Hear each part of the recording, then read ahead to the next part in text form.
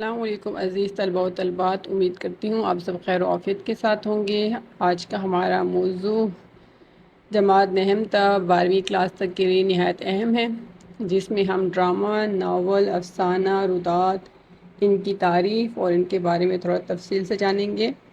تو شروع کرتے ہیں۔ سب سے پہلے ہمارا ٹاپک ہے ڈرامہ۔ ڈرامہ کس زبان کا لفظ ہے؟ اس کے لغوی معنی کیا ہے؟ ڈرامہ جو ہے اس کے لغوی معنی، یہ یونانی لفظ ڈراما سے ماخوذ ہے، جس کے معنی ہے عمل، حرکت یا کھیل کے۔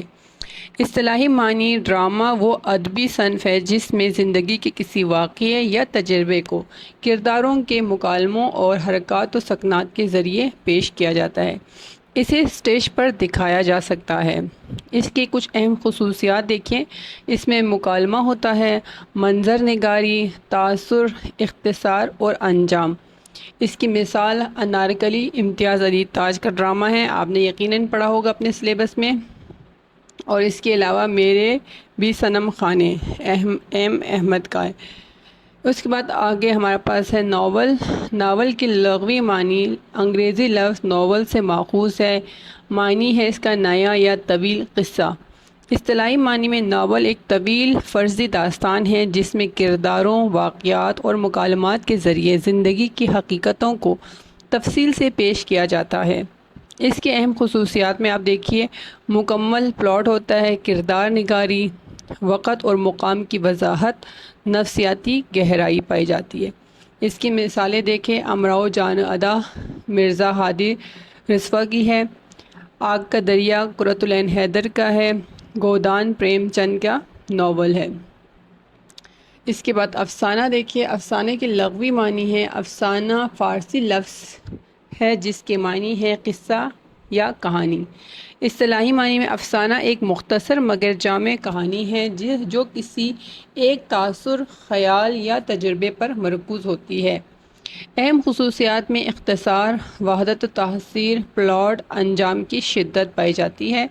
مثالیں دیکھیں، کالی شلوار منٹو کی ہے، لاجونتی بیدی ہے، آخری سلام کرشن چندر کی ہے۔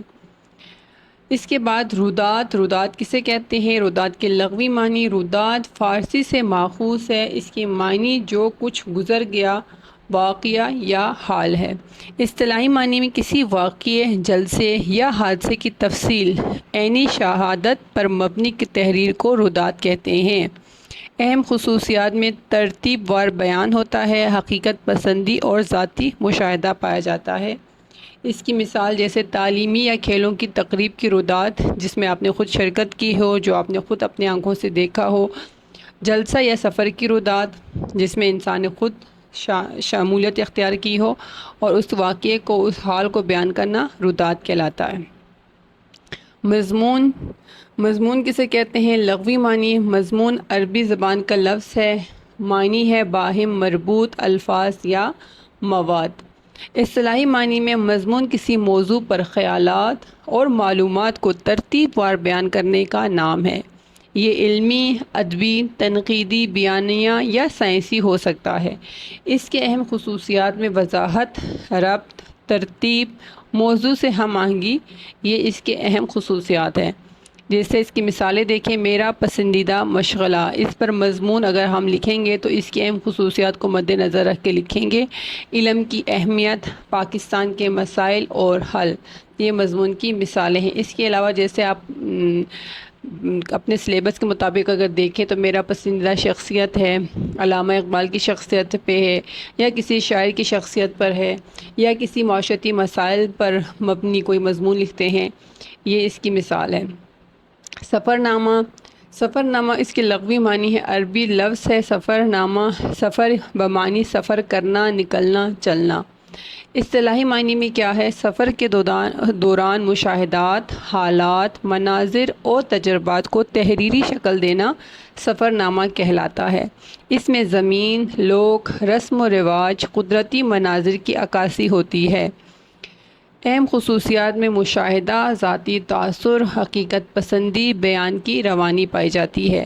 اس کی مثال میں سفر نامہ یورپ سر سید احمد خان کا سفر نامہ ہے، دنیا میرے آگے ابوالکلام آزاد کا سفر نامہ ہے، سفر نامہ روم و مصر و شام شبلی نعمانی کا ہے۔